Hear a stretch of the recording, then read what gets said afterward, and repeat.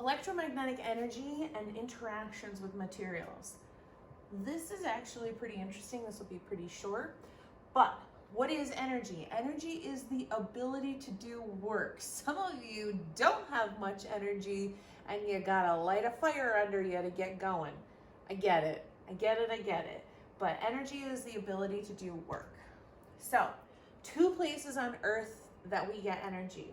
So one of our heat engines, or our heat engine number one, is the external, which is going to be driven by the sun. The sun gives us a lot of energy. The sun has a lot of heat that we get, especially on days when it's nice outside and there's no clouds. You get a lot of heat energy from the sun. That's why we have solar panels that kind of harness that energy. Okay.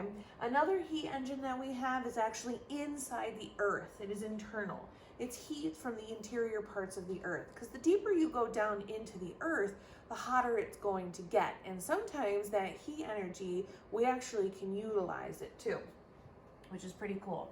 So what is electromagnetic energy? It's a type of energy that's radiated or given off in the forms of transverse waves. So waves are those up and down motions that you think of from all matter that's not at absolute 0 Kelvin. Absolute 0 is when everything stops moving. So actually right now you have transverse waves going around you, bouncing off of you, all over. If it's going through you, that's not very good. We'll talk about those after. Now everything radiates energy in transverse waves. You actually are radiating energy right now. You have a little bit of heat coming off of you. Absolute 0, like I just said, is 0 degrees Kelvin. It's negative 273 degrees Celsius. This is the lowest possible temperature ever, and particles of all matter will stop in motion. So every atom will stop moving completely. Nothing vibrates, nothing moves, it's frozen still.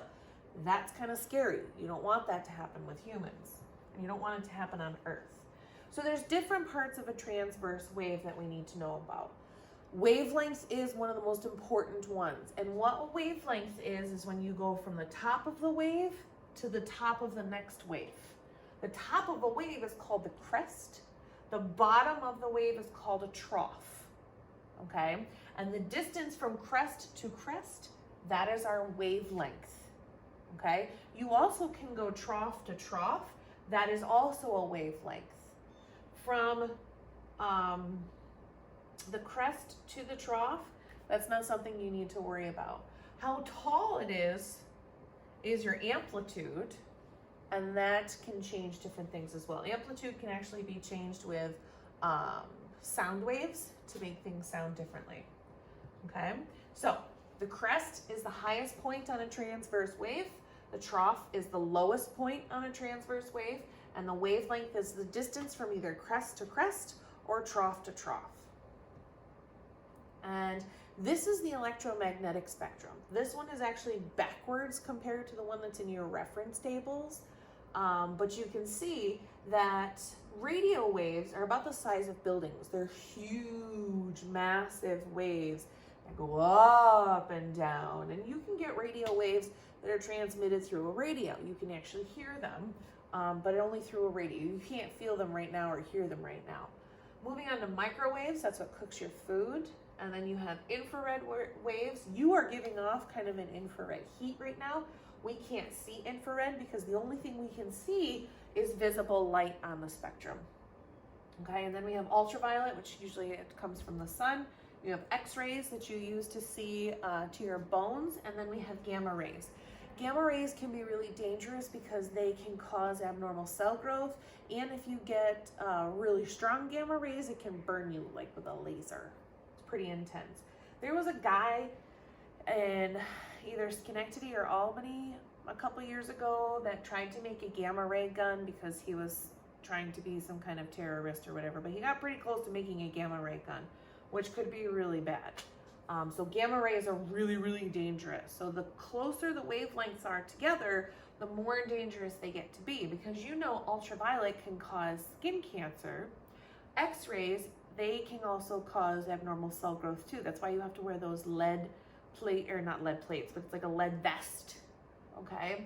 That actually is going to protect you from some of the X-rays and gamma rays. So starting way back here, not so horrible. Get to visible light, that's what we like. We like to see visible light. And then after this part of the spectrum, you start to get into where it's a little bit more dangerous with those closer together wavelengths. Everything down here, it's much longer wavelengths pulled apart. And the closer you get over here, the wavelengths start to get shorter in between. Now, the one in your reference tables, like I said, is flip-flopped from this. This is the one that's in your reference tables, okay? So you can see gamma rays are actually on the opposite side of this chart, which is fine, but you can see decreasing wavelength, that's going to be towards this end, and then as you go to the other end, the wavelengths start to get farther apart from each other. Sometimes they actually overlap in terms of lengths that you can see. It's just a different type of wave. And you can see smooshed in here between ultraviolet and infrared is our visible light. Now, visible light has different wavelengths to it too. Violet's going to have a shorter wavelength, and as you go towards the red side, it's going to get longer and spread farther apart. Red in the visible light has the farthest. Violet will have the closest. There is a color missing in here. What color is it? Starts with an I, goes in between blue and violet. Indigo, okay? Indigo usually will sneak in there sometimes. It depends on what worksheet you're doing, but violet is always going to be on the farthest end, okay? So if you look back at the diagram, what part of the electromagnetic energy can we see with our naked eye?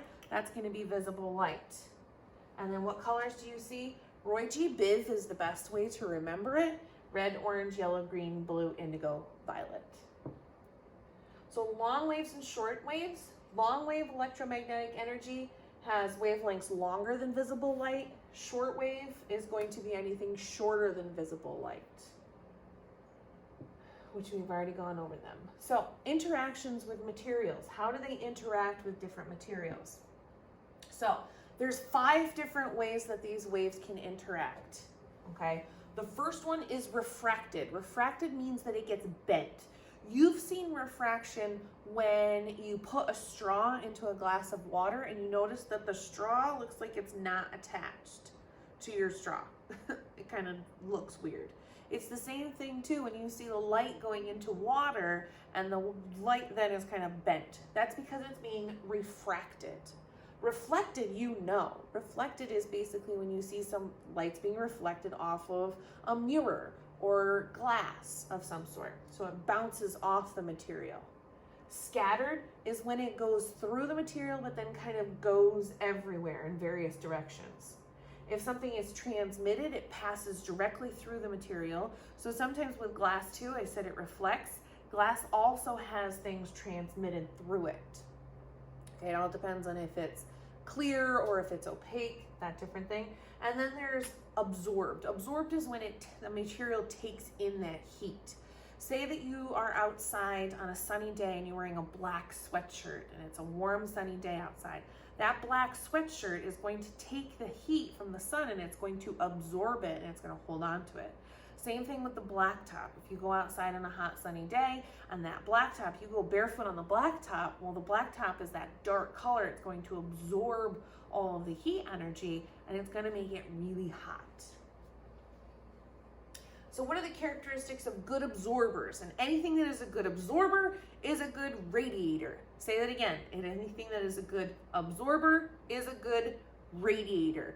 Absorbers and radiators are good together. Okay? So, colors that are darker in color and the more visible light it will absorb. So the darker it gets, closer it gets to black, the more it's going to absorb. The lighter colors it is, such as white, it's going to reflect it a lot more. Okay? Good reflectors are going to be snow. Good absorbers in different places would be like the rainforest, where it's dark in color, those dark green leafy trees. The type of texture that's going to be the best absorber is going to be rough surfaces. Blacktop is the best example. It is a rough surface and it is dark, so it's going to absorb a lot of the heat energy. The smoother it is, the more it's going to reflect it. Okay, so if we were going to compare my lab counter, which is a smooth black surface, versus blacktop, which is a rough black surface, yes, they're both going to absorb heat energy, but the blacktop will more because it has more texture to it. So, characteristics of good absorbers. Anything that's a good absorber, I said, is a good radiator. So that's going to be black and rough. Anything that's a good reflector is going to be a white and smooth surface. So a good example for each. Good examples of absorbers and radiators are going to be forests, like the rainforest. Sand would be, but sometimes sand is light in color, so it all depends on the color of it. A good reflector would be snow, and water sometimes is a good reflector. Water does have light transmit through it, but snow is going to be your best reflector. So the material is a good absorber, then it is a good radiator. I cannot stress this enough to you. These will show up on your Regents questions. They will show up on your tests. They will show up on your quizzes. Anything that's a good absorber is a good radiator. What it takes in, it must let out.